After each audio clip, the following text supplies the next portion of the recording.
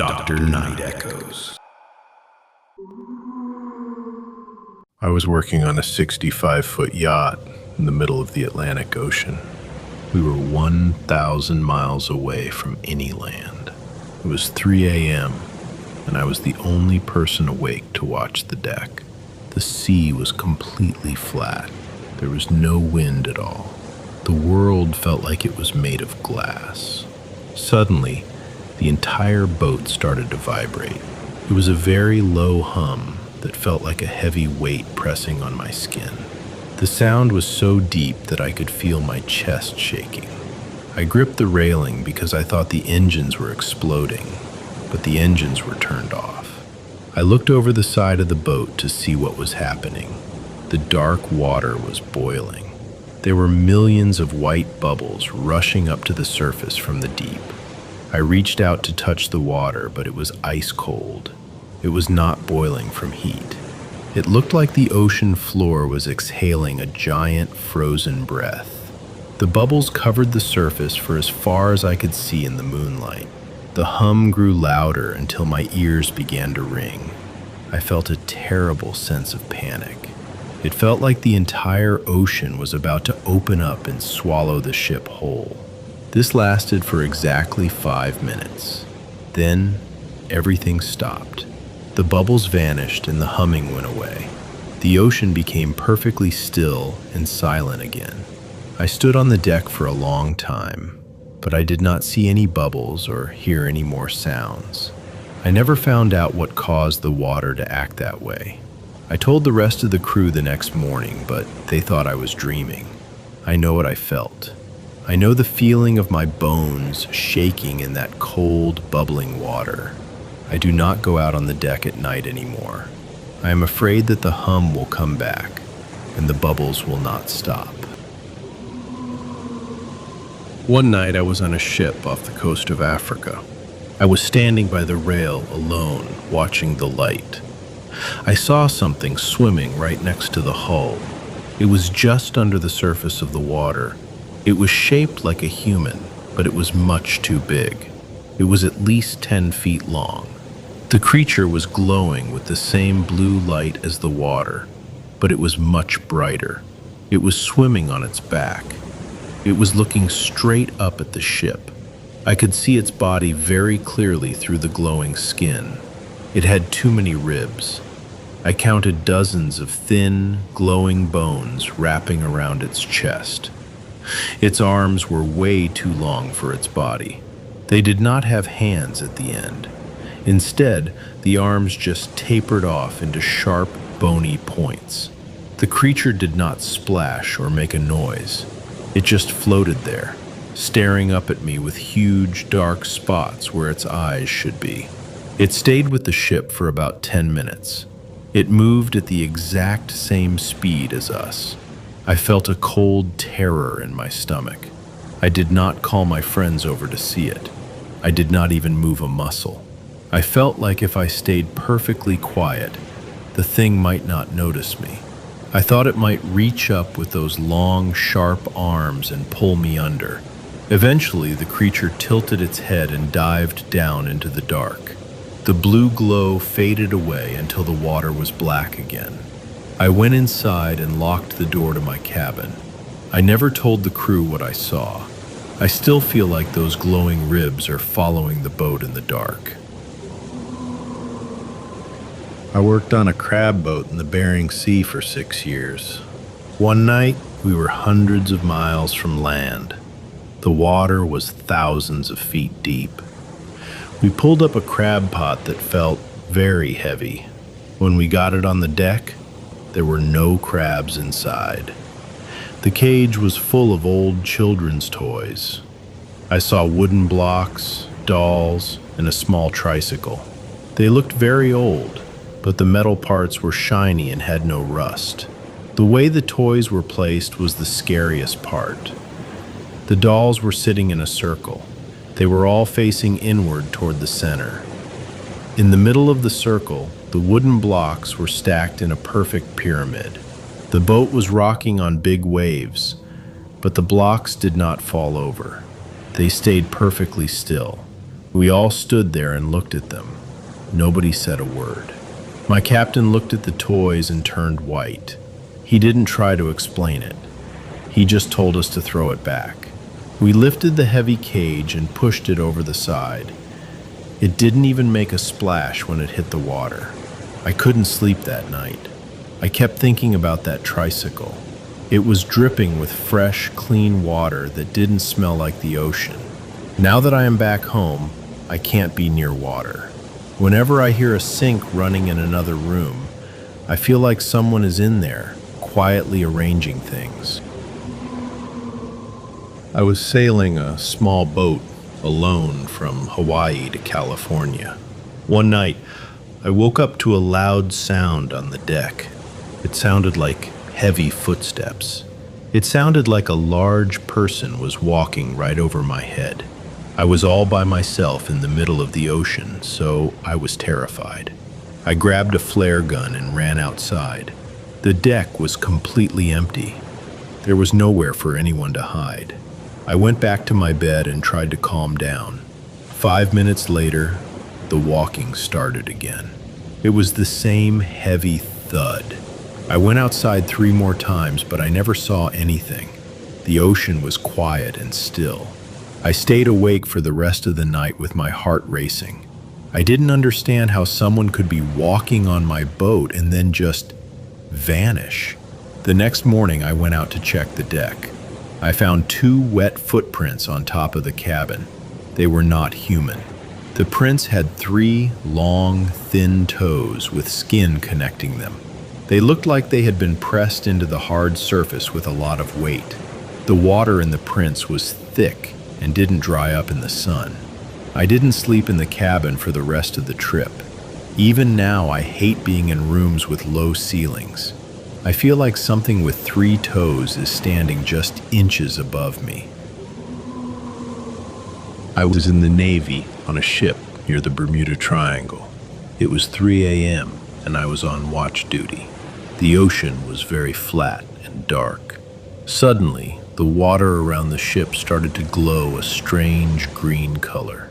It was a bright, sickly light that came from deep under the water. It made the whole ocean look like it was glowing from the inside. Our radar started acting crazy. It showed spots moving at speeds that no plane or ship can go. Then I looked at the clocks on the wall. The numbers were jumping around. We felt a heavy sense of dread, like something very bad was about to happen. We couldn't breathe right. Then, after an hour, the green light just turned off. Everything went back to normal. We checked the clocks and realized we had lost 7 minutes. The rest of the ship was 7 minutes ahead of us. The men in the engine room said nothing happened to them. They didn't see the light or the radar. We never told our bosses because we didn't want to get in trouble. But I haven't felt right since that night. I feel like I am missing a part of myself. I keep thinking that those 7 minutes are still happening somewhere, and I am still trapped in that green light. I used to work on a tugboat. We were pulling a big barge through a narrow path with high cliffs on both sides. The fog was very thick and white. I was standing on the front of the boat with a big flashlight. I was looking for logs in the water so we wouldn't hit them. The engine made a low humming sound that felt very lonely in the fog. I moved my light up the side of the cliff. I saw a man standing on a small ledge 50 feet above the water. He was wearing a bright yellow raincoat and a hat. He was standing perfectly still and looking down at our boat. I thought he was a fisherman, so I waved at him. He didn't move an inch. He didn't even blink when the bright light hit his face. I looked closer and felt my blood go cold. The man didn't have a face. Under his hat, his head was just smooth, pale skin. There were no eyes, no nose, and no mouth. It was just a blank, white surface.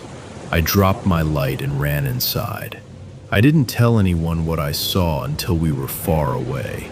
Now, I never look at the shore when I am on a boat at night. I am afraid I will see that smooth, white face looking back at me from the dark. My dad was in the Navy during the 1960s. He served on a large ship called a destroyer. They were in the middle of the Pacific Ocean on a very quiet night. He was getting readings on his screen that did not make any sense. Something massive was moving in the deep water directly under the ship. It was not a whale, and it was not a submarine. It was moving in a perfect circle around them. Suddenly, the entire ship began to vibrate. It was not the normal shaking of the engines. It was a low, heavy hum. My dad said he could feel the vibration inside his own teeth. It felt like the air was buzzing. Several sailors were standing on the deck looking down into the dark water. They saw a giant shadow moving just below the surface. This shadow was longer than the entire ship. It kept circling them over and over again. The men stood in total silence as they watched the dark shape move through the deep. The massive shadow stayed with the ship for about 20 minutes. It did not attack or make a sound. Then, it suddenly dived straight down into the blackness. It moved faster than any boat or torpedo they knew about back then. It vanished into the deep ocean in a matter of seconds. After it left, the vibration stopped instantly. The ship became deathly quiet. My dad said the silence was the most unsettling part of the whole night. None of the sailors wanted to look at each other. Nobody wanted to talk about what they had felt or seen in the water. They all just went back to their jobs and pretended it never happened. My dad never liked being on the water after that trip. He always said that something very old and very large is still circling out there in the dark. I am a commercial diver. I do not work in the beautiful blue ocean. I work in a river that leads to the sea. The water is thick and black. This is called blackwater diving. One afternoon, I was 40 feet down in the mud. I was bolted to a large metal bridge piling. I was busy turning a heavy wrench. Suddenly, I felt something massive brush against my left leg. It was not a small fish. It felt like a solid brick wall covered in rough sandpaper. It was moving slowly through the dark water. Then I felt the hands. They were not human hands. I felt many small, hard points of contact. It felt like a giant star or several thick tentacles. These points started at my boots. They moved slowly up my legs to my waist. Then they crawled up to my chest. I stopped moving. I did not even take a breath.